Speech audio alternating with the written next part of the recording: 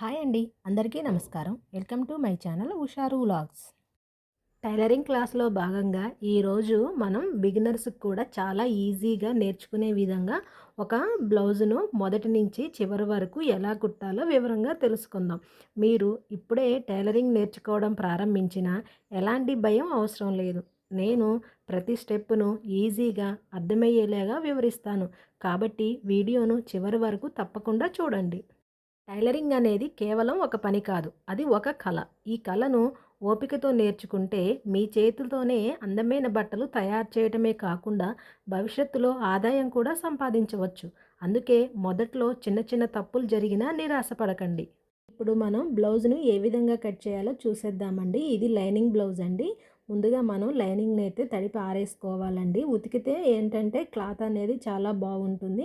అందుకనేసి నేను ఈవినింగే ఇలా వీటిని పిండేసి ఆరేసానండి. చూసారా ఎలా ఎగుడు దిగుడుగా ఉన్నాయో.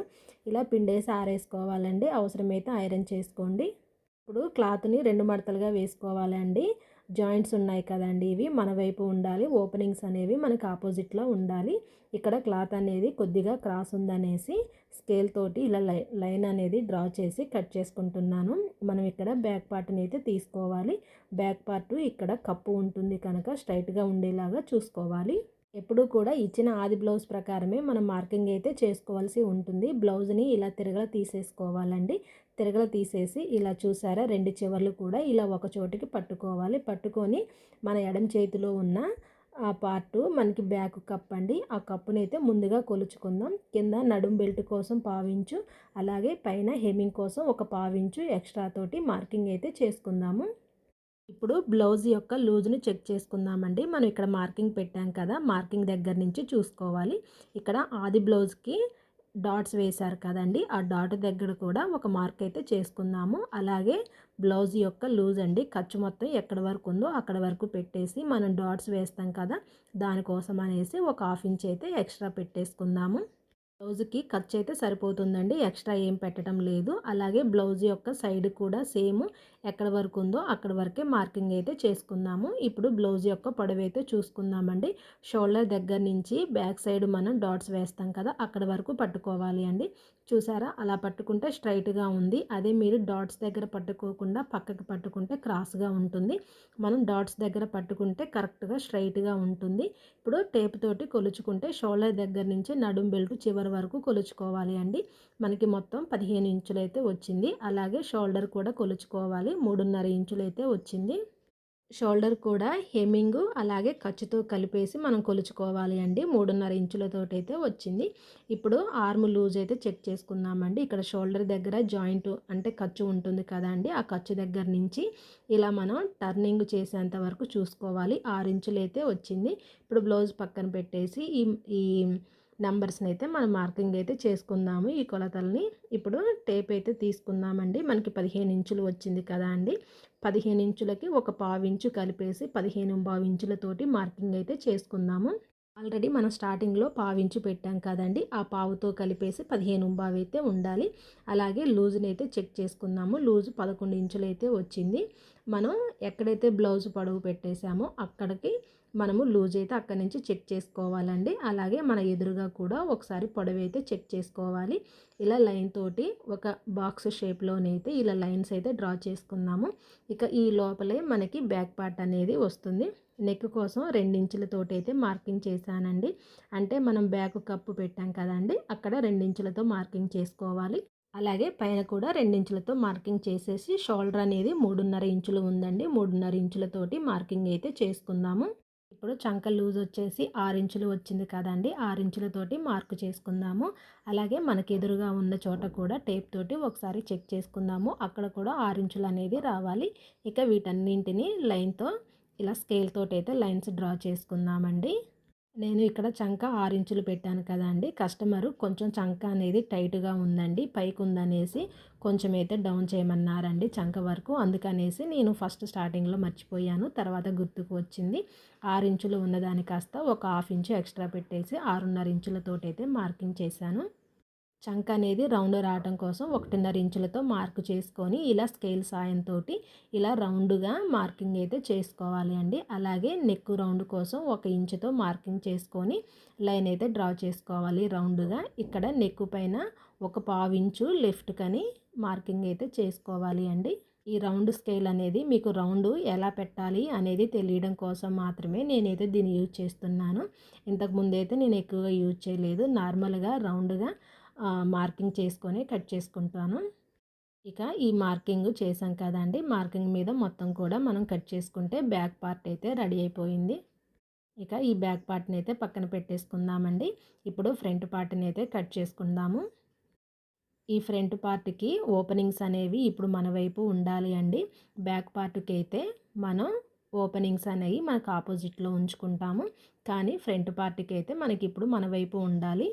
కొత్తగా నేర్చుకునే వాళ్ళు ఇలా 1కి 2 సార్లు చెక్ చేసుకోవాలి అండి. క్లాత్ అనేది అడ్జస్ట్ అవుతుందా లేదా అనేది చూసుకోవాలి. కొత్త వాళ్ళనే కాదు, ఎవరైనా కూడా క్లాత్ అడ్జస్ట్ అవుతుందా లేదా అని మనం చెక్ చేసుకోవాలండి. ఎందుకంటే ఇది క్లాత్ కొంచెం ఎక్కువగానే ఉంది, మళ్ళీ మనం జాయింట్స్ వేసుకోవటం ఎందుకు అనేసి నేనైతే కరెక్ట్గా జాయింట్స్ అనేవి ఏమీ పడుకోకుండా ఇలా సరి చూసుకుంటున్నాను. ఇది క్రాస్ కట్ బ్లౌజ్ కనుక మనము ఫ్రంట్ పార్ట్ని కట్ చేసుకోవాలి అని అంటే బ్యాక్ పార్ట్ సాయంతో ఫ్రంట్ పార్ట్ని కట్ చేసుకుంటాం కనుక క్లాత్ పైన బ్యాక్ పార్ట్ని ఇలా క్రాస్గా పెట్టేసి నెక్ తప్ప మిగిలిన పార్ట్ మొత్తం కూడా సేమ్ బ్యాక్ పార్ట్ లాగానే మార్కింగ్ అయితే చేసుకోవాలి.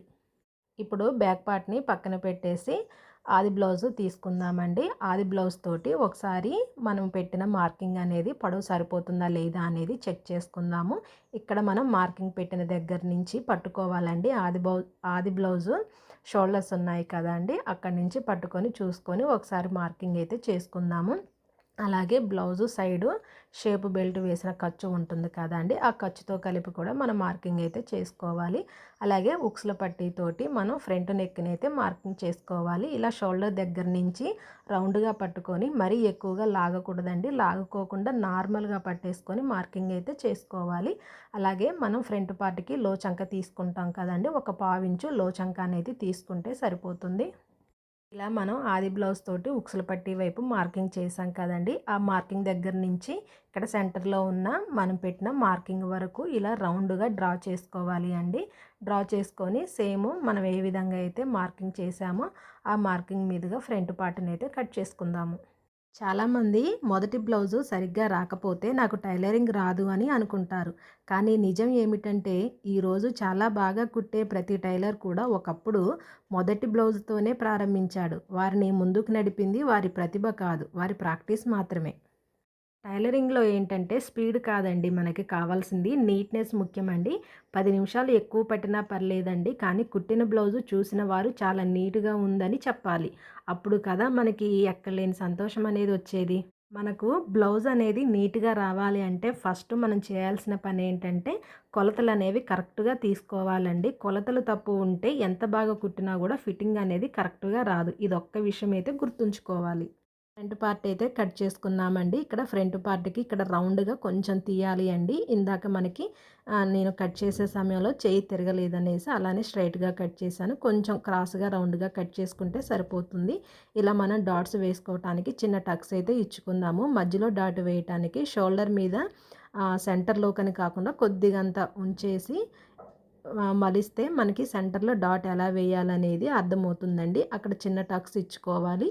అలాగే ఉక్సుల పట్టీ వైపు కూడా సెంటర్లో ఒక డాట్ కోసం ఒక చిన్న టక్స్ ఇచ్చుకోవాలి. అలాగే సెంటర్లోకి ఏం అవసరం లేదండి. మనం సెంటర్లో ఫస్ట్ స్టార్టింగ్లో వేసిన డాట్ ప్రకారం చూసుకొని చంక వైపు ఉండే డాట్ వేసుకుంటే సరిపోతుందండి. అలాగే ఉక్సుల పట్టీ వైపు ఉండే నెక్ను కొలుచుకోవాలి అండి. నెక్ అయితే కరెక్ట్గా సరిపోయింది. అలాగే ఉక్సుల పట్టీ వైపు ఉండే పొడవు కూడా సరిపోయింది.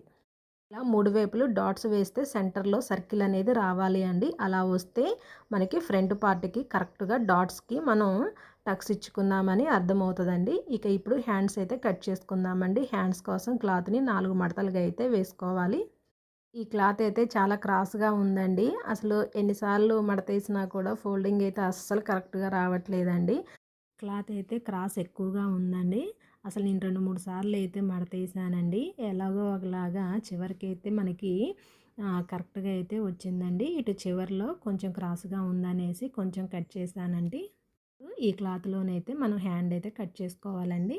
ఇప్పుడు ఆది బ్లౌజ్ యొక్క హ్యాండ్ తీసుకొని పొడవునైతే ఒకసారి చూసుకుందాము. హ్యాండ్‌నైతే ఎక్కువగా లాగకూడదండి. మనం లాగేంత వరకే లాగాలి. ఎక్కువగా లాగకూడదు. ఇక్కడ లెఫ్ట్ వైపు మనం లోపలికి మడుస్తాం కదండీ హెమ్మింగ్ చేయడం కోసం. దానికి ఒక పావించు తోటి మార్కింగ్ అయితే చేసుకుందాము.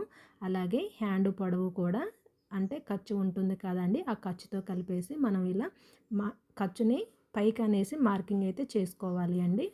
అలాగే మనం హ్యాండ్ స్టిచ్ వేసాం కదండీ. స్టిచ్ వైపు ఉండే ఖర్చును కూడా కిందికి అనేసి మార్కింగ్ అయితే చేసుకుందాము.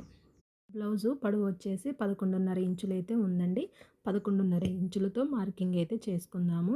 ఇక్కడ ఇంకొంచెం క్రాస్‌గా ఉందనేసి కొంచెం కట్ చేశానండి.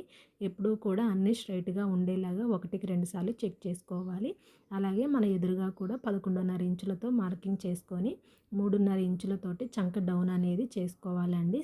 అలాగే ఇక్కడ స్టార్టింగ్‌లో మనం హ్యాండ్ పొడవు పెట్టాం కదండీ. అక్కడ 2 ఇంచులతోటి మార్కింగ్ చేసుకొని అక్కడి నుంచి మనం ఎక్కడైతే చంక డౌన్ చేసామో అక్కడ వరకు ఇలా స్కేల్ తోటి ఒక స్ట్రైట్ లైన్ అయితే డ్రా చేసుకోండి.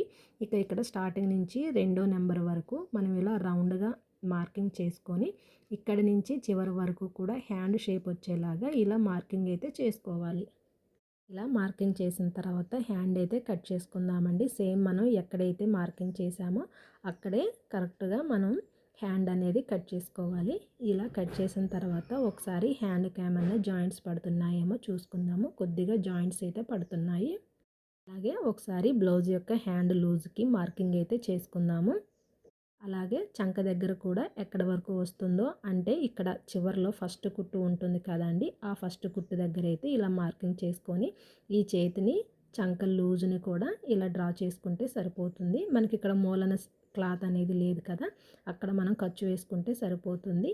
ఇక్కడ హ్యాండ్ దగ్గర సెంటర్లో ఒక చిన్న టక్స్ ఇచ్చేసుకొని మనం 2 ఇంచుల మార్కింగ్ చేసాం కదా, అక్కడి నుంచి ఒక పావు ఇంచు చివరి వరకు క్రాస్ తీసుకుంటే సరిపోతుంది. ఫ్రంట్ పార్ట్ కోసం చిన్న టక్స్ ఇచ్చేసి ఉల్టా పల్టా తెలియడం కోసం మార్కింగ్ అయితే చేసుకోవాలి. ఇప్పుడు మొత్తం బ్లౌజ్ అయితే కటింగ్ అయితే అయిపోయిందండి. ఇందులో మనం షేప్ బెల్టులను అయితే కట్ చేసుకుందాము. మనకి మొత్తం 2 షేప్ బెల్టులు అవసరమవుతాయి కనుక షేప్ బెల్టులను అయితే కట్ చేసుకుందాము. ఇలా ఒక సైడ్కి ఉన్న క్లాత్లోనైతే 2 క్లాత్లు ఉన్నాయండి. ఫస్ట్ ఈ ఒక క్లాత్ని కట్ చేసుకుంటే మనకి ఇలాంటిదే ఇంకొక క్లాత్ కూడా ఉందండి. దీనిని ఒక షేప్ బెల్ట్కి అయితే యూస్ చేసుకోవచ్చు. ఒకసారి ఆది బ్లౌజ్ తీసుకొని చెక్ చేసుకుందాము. పొడవు వెడల్పు సరిపోతుందా లేదా అని చూసుకుంటే సరిపోతుంది.